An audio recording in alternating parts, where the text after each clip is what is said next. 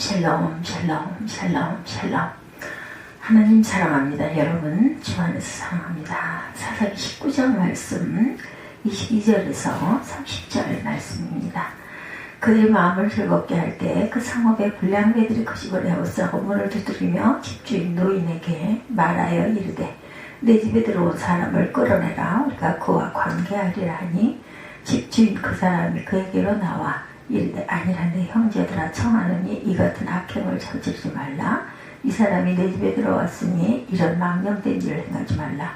보라 여기 내 처녀딸과 이 사람이 첩이 있은즉 내가 그들을 끌어내리니 너희가 그들을 욕보이든지 너희 눈에 좋은 대로 행하되 오직 이 사람에게는 이런 망령된 일을 행하지 말라 하니 무리가 듣지 아니하므로 그 사람이 자기 첩을 붙잡아 그들에게 밖으로 끌어내매 그들이 그 여자와 관계하였고 밤새도록 그 여자를 능욕하다가 새벽 4명에 누운지라. 동틀 때 여인이 자기의 주인이 있는 그 사람의 집 문에 이르러 엎드러져 밟기까지 거기 엎드러져 있더라. 그의 주인이 일찍 일어나 집 문을 열고 떠나고자 하더니 그 여인이 집 문에 엎드러져 있고 그의 두 손이 문지방에 있는 것을 보고 그에게 이르되 일어나라 우리가 떠나가지 않아. 아무 대답이 없는지라. 이에 그의 시체를 나귀에 싣고 행하여 자기 곳에 돌아가 그 집에 이르러서는 칼을 가지고 자기 처녀 시체를 거두어 그 마디를 찍어 12덩이로 나누고 그것을 이스라엘 사방에 두루 보내매 그것을 보는 자가 다 이르되 이스라엘 자손이 애굽 땅에서 올라온 날부터 오늘까지 이런 일이 일어나지도 아니하였고 보지도 못하였도다. 이 일을 생각하고 상의한 후에 말하자 하니라. 이 내용 여러분들 잘 아시죠? 첫 단추를 잘못 끼우면 나머지 단추들은 자연스레 잘못 끼울 수밖에 없습니다. 단추를 쉽게 끼울 수 있도록 단추구멍을 만들어 주었는데 옷을 입은 사람이 첫 단추를 잘못 끼운다면 예쁜 옷의 역할을 제대로 할 수가 없겠죠. 이처럼 사람들이 대수롭지 않게 생각하는 첫 번째 단추는 다른 단추들이 제자리를 잡도록 하는 중요한 역할을 감당하고 있습니다. 하나님께서는 성도들이 첫 단추의 역할을 감당해 주기를 원하고 계신다라는 것 여러분들 잘 아시죠? 성도들이 제자리에서 자기 역할을 잘 감당한다면 믿음의 자손들은 자연스럽게 두 번째, 세 번째 단추의 역할을 잘 감당할 것입니다. 이것을 본 사람들은 영적인 질서를 잘 지키는 성도들의 선한 행동을 보며 복음을 영접할 것입니다. 그렇지만 지금 성도들은 자기 역할을 제대로 감당하지 못하고 있죠. 그래서 세상은 첫 번째 단추를 잘못 끼운 옷처럼 삐뚤어져서 보기 흉한 모습으로 변해가고 있는 것입니다. 이런 문제들을 해결하기 위해서 조금 늦은 감이 있지만 단추를 모두 풀고 처음부터 다시 올바로 끼워야 할 것입니다. 그렇지 않으면 아무리 단추를 바르게 끼우려고 해도 첫 단추가 잘못되었기 때문에 옷을 단정하게 입을 수가 없어요. 성도들이 하나님을 높이고 이 죄와 싸우면서 굳게 세워야 하는 질서를 사탄에게 굴복하였으므로 회개를 통해 바로잡아야 합니다. 세상이 교회보다 더 큰 힘을 가진 것 같고 절대로 무너지지 않은 바벨론 같지만 하나님께서 창조하신 세상은 성도들이 달라져야만 어둠을 밝힐 수가 있죠. 성도들이 빛을 내지 않는다면 세상의 질서는 무너진 그대로 진행할 것이므로 결국 심판을 받게 될 것입니다. 첫 단추부터 다시 끼우려면 시간이 걸리겠지만 그래도 성도들이 회개하며 돌이키는 것이 가장 빠른 방법일 것입니다. 우리는 사사기를 통해서 이스라엘 백성들이 하나님께서 만들어주신 아름다운 구원의 옷을 얼마나 더럽혔는지를 보았어요. 하나님께서는 사랑과 관심을 가지고 400년이 넘는 종살이에서 해방시켜 주셨고 약속의 땅으로 인도하셨습니다. 많은 고비를 넘기며 가나안에 들어간 그들의 말씀으로 질서를 지켰다면 이스라엘뿐만 아니라 가나안 사람들도 하나님을 영접했을 것인데 이스라엘은 하나님을 왕으로 섬기지 않았고 말씀을 버렸고 가나안 사람들보다 더 우상을 숭배하며 타락한 삶을 삽니다. 이스라엘 사람들이 이렇게 빨리 성적으로 타락한 것을 보면 누구든지 하나님을 떠나면 음란하게 살 수밖에 없다는 것을 알 수가 있죠. 여러분이 지금 마음의 정욕을 믿음으로 이겨내고 하나님을 경배하고 찬송할 수 있는 것은 하나님께서 지켜주시기 때문입니다. 지금 사람들이 부끄러운 욕심에 매여 남자와 여자가 순리대로 관계를 맺지 않고 남자와 남자가 여자와 여자가 더불어 부끄러운 일을 행하는 것, 그것을 보면 하나님께서 죄를 막아주시지 않고 변질된 상태로 두셨기 때문에 합당치 못한 일을 하고 있는 것입니다. 본문에 나오는 레위가 그의 아내를 보면 레위는 아내를 두고 성적으로 문란한 생활을 하자 그의 아내는 분한 마음의 남편과 똑같이 음행을 저지르는 것으로 불만을 표출합니다. 남편이 음행을 저질렀다고 해서 동일한 죄를 짓는 것은 지금 이스라엘이 얼마나 타락했는지를 잘 보여주는 증거예요.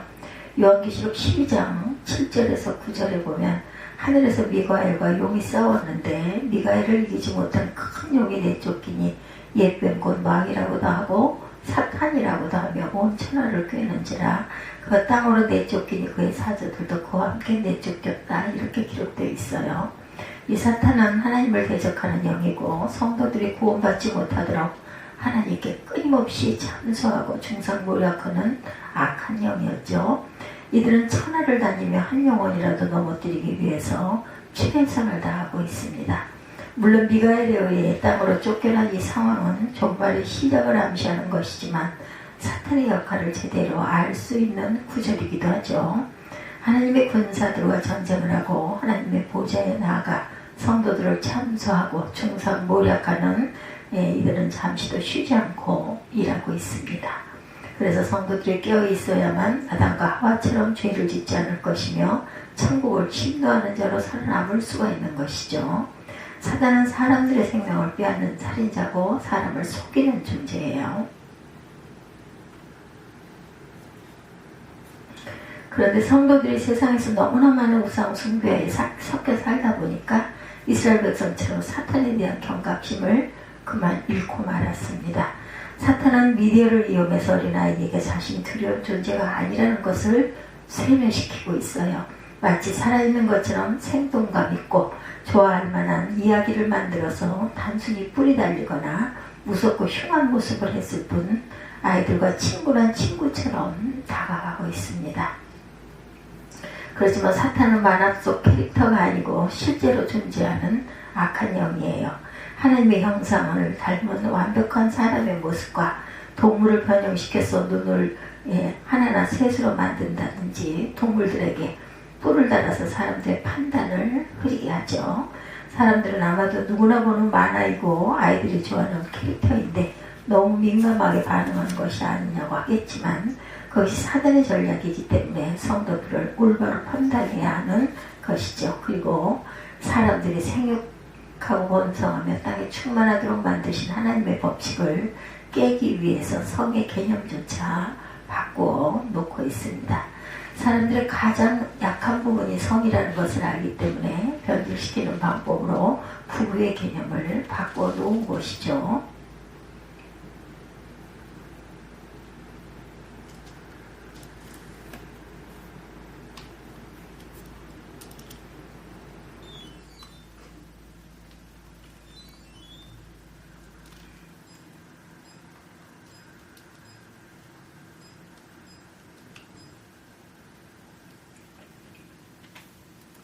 소돔과 고모라가 멸망당한 이유는 바로 성적인 타락 때문이었어요. 남자와 여자와 성적으로 맺는 이런 관계는 순리대로 자녀를 생산하고 번성하는 관계가 아니죠. 남자와 여자와 성적으로 맺는 이런 관계. 하나님께서는 분명 남자와 여자가 하나가 되는 과정을 통해서 번성하고 생육하라고 말씀하셨습니다. 그리고 하나님은 인류 다체제로 생육하고 번성하라고 말씀하지 않으셨어요. 그렇지만 이 말씀을 어기고 성적으로 타락하고 소돔과 고모라가 심판을 받는 것을 보면 동성애가 죄라는 것을 확실하게 알 수가 있어요. 이렇게 소돔과 고모라 성적으로 타락한 그런 나라가 이렇게 크게 죄를 받는 것을 보면 확실하게 하나님께서는 이것을 원하지 않으십니다. 전에는 동성애의 그 애틋한 마음을 우정이라고 했지만 지금은 그런 마음들이 모두 성적인 관계에 머물러 있기 때문에 생각 자체가 달라졌어요. 창세기 13장에 아브라함은 가나안의 자리를 잡았고 조카 롯은 아름답게 보이는 소돔과 고모라의 자리를 잡습니다. 에덴 동산처럼 아름답게 보였던 이 도시들은 성적으로 문란했고 도덕적으로 타락해서 야훼의 진노로 유황불 심판을 받게 되죠. 고고학자들이 소돔으로 추측되는 도시 에드라에서 건물의 지붕들이 집중적으로 불했다는 흔적과 바위들이 타고 남은 유황재들이 발견되었죠. 롯의 아내를 생각하게 하는 소금산 맞은편에 있는 에드라에서 수천 명 내지 수만 명이 살았음을 증명해주는 2만 개가 넘는 도자기와 파편들과 시체들을 발견함으로 성경이 사실이라는 것이 입증이 됩니다. 베드로서 3장 3절에서 7절에 보면 베드로는 예수님께서 재림하시기 전 말세에 종말을 부인하고 하나님을 경멸하고 모독하고 이렇게 거짓 교사들이 와서 악에 대한 욕망을 드러낼 것이다 이렇게 말씀하죠. 거짓 교사들은 주님의 강림과 하나님의 창조가 거짓이라는 말을 하며 그리스도의 재림을 전파하는 사도들을 조롱했어요. 그렇지만 마지막 날 예수 그리스도께서 재림하실 때 그들은 자기들의 혀로 조롱한 주님께 심판을 받게 될 것입니다. 그들은 성도들에게 만물이 변함없이 그대로 있는 것처럼 심판은 없고 예수 그리스도의 재림도 없다고 이렇게 주장하죠. 그래서 베드로는 주님의 재림이 없다고 주장하는 자들에게 홍수의 심판을 예를 들어서 반박합니다. 너희들이 볼 때 만물이 그대로 있는 것처럼 보이겠지만 이 세상은 이미 물로 심판을 받았고 이제 하나님이 마지막 날 불로 심판을 하실 것이다 말씀하십니다. 하나님을 믿든지 믿지 않든지 하나님을 믿든지 사람들이 하나님을 믿든지 믿지 않든지 하나님께서 하늘과 땅을 그대로 간수하고 계신 것은 하나님을 믿지 않고 또한 경건한 삶을 살지 않는 사람들을 마지막 날 불로 심판하시기 위해서죠. 하나님께서 소돔과 고모라를 불과 유황으로 심판하신 것은 예수 그리스도께서 오시는 날 이 세상이 불로 심판을 받는다는 것은 소돔과 고모라 그리고 사해를 통해서 미리 보여주신 것입니다.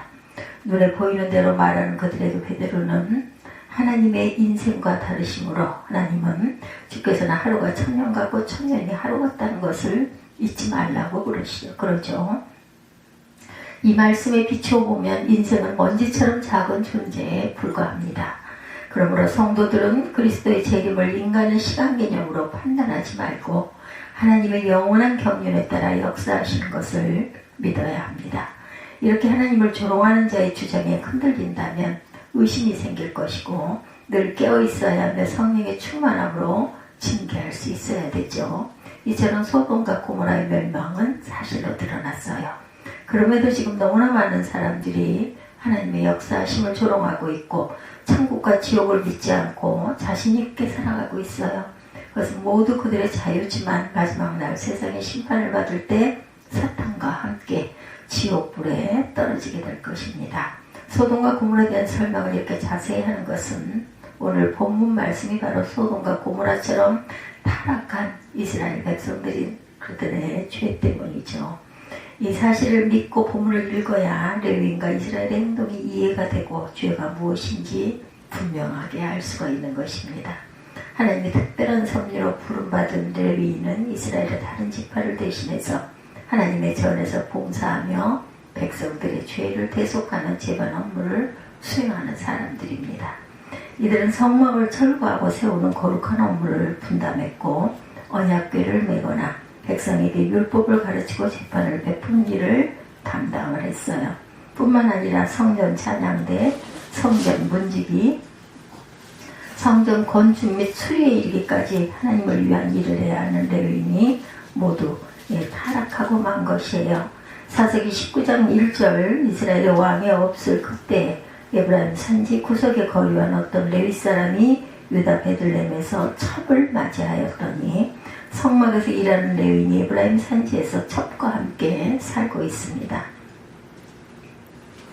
그렇지만 그는 첩을 얻었는데도 만족하지 못하고 또 다른 부정한 행위를 저질렀으므로 이에 분노한 첩이 똑같은 죄를 짓고 말아요.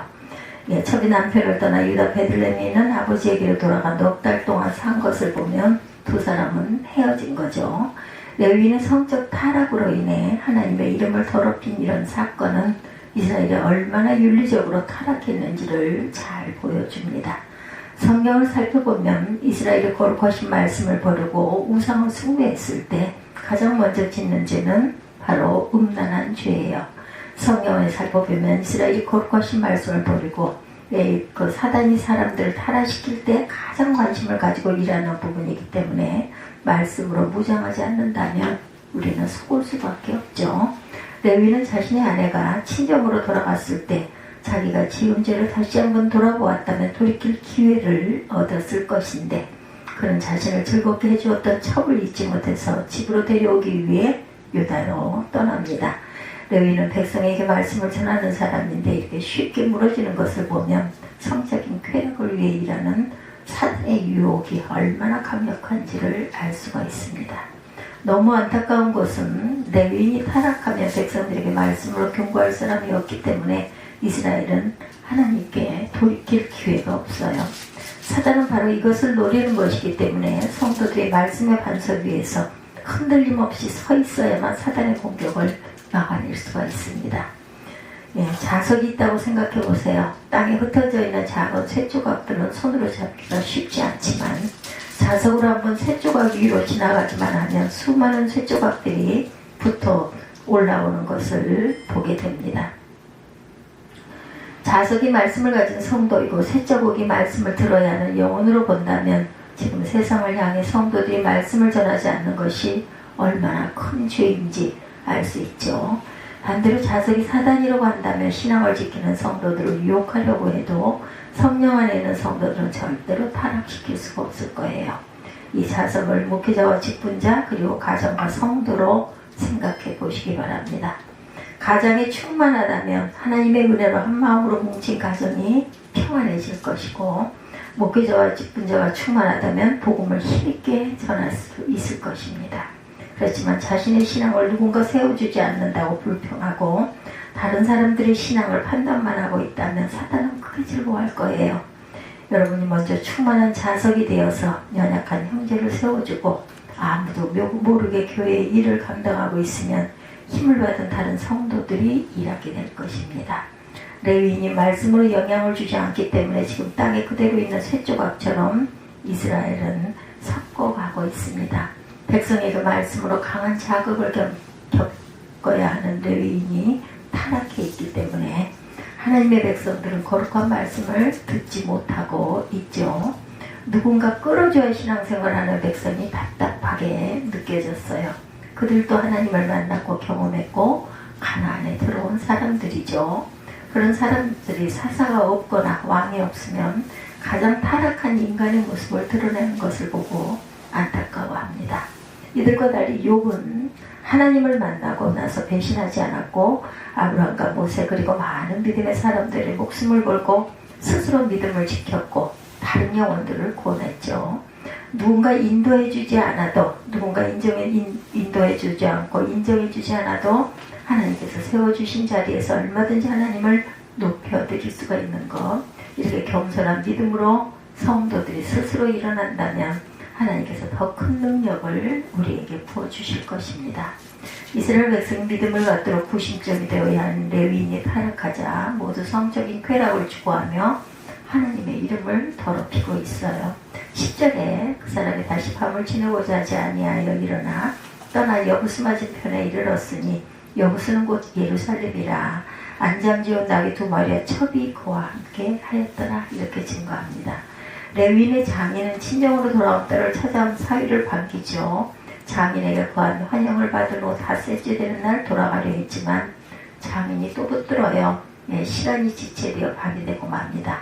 다음 날에 안식이 시작되기 때문에 레위는 늦게라도 집으로 가자고 출발했지만 이미 너무 어두워졌으므로 베냐민에 속한 기브아에서 묵기로 결정을 합니다.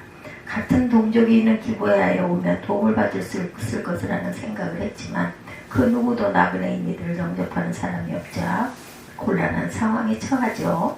그때 마침 밭에서 일하다 돌아오는 노인을 만나게 되었고 노인은 기꺼이 그들을 집으로 인도합니다. 그러나 불행한 사건은 이제부터 시작되어요.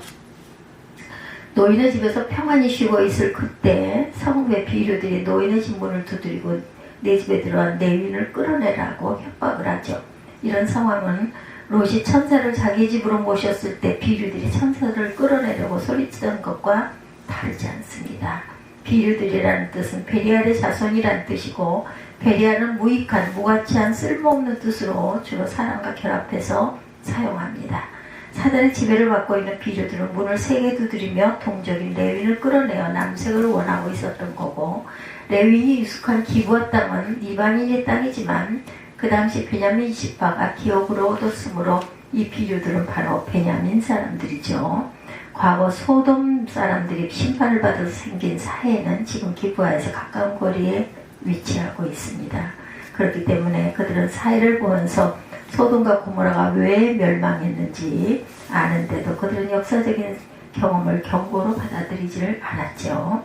이때 노인은 정말 롯이 한 말을 흉내내듯 여기 내 처녀딸과 이 사람의 첩이 있으니 이 남자에게 망령될 일을 행하지 말라 이렇게 말합니다. 이때 롯의 말을 천사가 막은 것처럼 레위는 그들과 끝까지 싸워야 했지만 자신의 첩을 강제로 끌어내어 그들에게 줘버려요. 사랑하는 아내를 자기 신변을 보호하기 위해서 이런 무리들에게 준다는 것은 악한 자들만큼이나 레위인도 악한 일을 한 것이죠. 그가 이 문제를 믿음으로 하나님께 맡기고 간절히 기도했다면 롯의 집에 있던 천사들이 비류들의 눈을 어둡게 한 것처럼 하나님께서 동일한 기적을 보여주셨을 것입니다. 그렇지만 육적인 쾌락을 위해서 아내를 데리고 오던 레위는 자기의 목숨을 건지기 위해서 아내를 죽음으로 몰아넣죠. 그는 오직 자신만 생각하고 자기 중심으로 생각하는 극단적인 이기주의였어요. 자신의 쾌락과 안전을 위해서라면 다른 사람의 생명과 인생을 쉽게 버리는 레위인을 보면 타락에 끌어들어선 사람이 얼마나 악한 선택을 하는지 알 수 있습니다. 지금 세상 사람들을 보면 오직 자신의 영화를 위해서 타인의 생명을 경시하고 이 세상의 소돔과 고모라와 다를 바 없다는 것을 알 수가 있죠. 자기의 생명을 기꺼이 십자가에 버리시고 우리에게 영원한 생명을 주신 그리스도를 따라 믿음으로 살아야 한다면 이 험한 세상에서 선을 행하는 성도로 살아남아야 할 것입니다. 지금 세상은 하나님을 조롱하던 생명을 경시하는 현상을 보이고 있고, 번성하라는 말씀을 비웃듯 동성애가 법으로 보호받고 있습니다. 세상의 법과 질서는 사단에 의해 무너지고 있고, 성도들은 말씀을 지키고 전하며 한 영혼을 구원하기 위해 노력해야 할 것인데 그렇지가 못하죠. 세상의 법은 도덕과 양심보다도 육체적인 쾌락을 보호하는 쪽으로 변질되고 있어요. 마약이 합법화가 되고 있고 범죄자들과 성소수자들의 인권이 보호된다는 미명하에 더 많은 사람들의 인권이 보호받지를 못하고 있습니다. 지금 이스라엘은 소돔과 고모라와 전혀 다르지 않아요. 우리에게 어때요? 던져진 여인은 새벽까지 욕을 당했고 남편에게 보호받지 못했지만 그래도 남편이는 집 문지방에 두 손을 놓고 숨지고 말았어요. 지금 문지방에 손을 대고 죽은 여인의 이런 행동조차도 미신적인 풍습인데 여인은 문지방에 있는 신이 혹여 자신을 살려줄지도 모른다는 생각으로 이런 행동을 한 거죠. 베냐민 사람들이 레위인을 끌어내려고 한 것과 레위인이 첩을 데려오려고 한 것과 여인이 문지방에 손을 대고 죽은 것까지 모두 첫 단추를 잘못 끼워놓은 것처럼 하나님의 백성들의 선한 질서가 무너지고 만 거죠. 성경을 통해 지금 우리들은 이들의 악함을 보고 있지만 과연 이 나라와 이 민족 그리고 교회와 성도들이 이들과 다른 삶을 살고 있는지 살펴본다면 어떨까요, 여러분들? 아내의 시체를 잘라 각 지파에 보낸 레위인의 행동, 이 사건을 접한 이스라엘 사람들의 행동을 우리 깊이 생각해 봅니다. 하나님을 떠나면 선한 판단을 절대로 할 수가 없어요. 하나님의 빛 가운데 있어야 선과 악을 판단할 수 있고 자기의 죄를 볼 수 있고 구원받을 기회를 받을 수 있는 이러한 믿음이 여러분들 마음 중심에 뿌리 내리기를 주님의 이름으로 축복합니다. 세상이 모두 타락한다 할지라도 세상 사람들이 모두 하나님을 떠난다 할지라도 여러분은 혼자라도 하나님을 의지하고 말씀의 등불로 높이 드는 지혜로운 그러한 믿음의 성도들이 되시기 바랍니다. 믿음은 하나님과 여러분이 얼마나 관계를 잘 맺고 있느냐의 문제라는 것. 여러분이 먼저 성령의 충만함을 입은 자석이 되어서 믿음의 형제를 돕고 교회 일을 감당하고 하나님의 백성으로서의 사명을 감당하시기 바랍니다. 그러면 하나님께서는 모두가 떠나는 그 자리를 짓고 있는 여러분을 천국으로 인도하시고 품에 가득 안아주실 것입니다. 여러분은 세상의 힘과 사단의 공격을 두려워하지 말고 복음을 전하는 하나님의 자녀가 되기를 주님의 이름으로 축복합니다. 오늘 사사기 19장 22절에서 30절 사단에게 패배한 이스라엘이라는 제목으로 함께 은혜를 나눴습니다.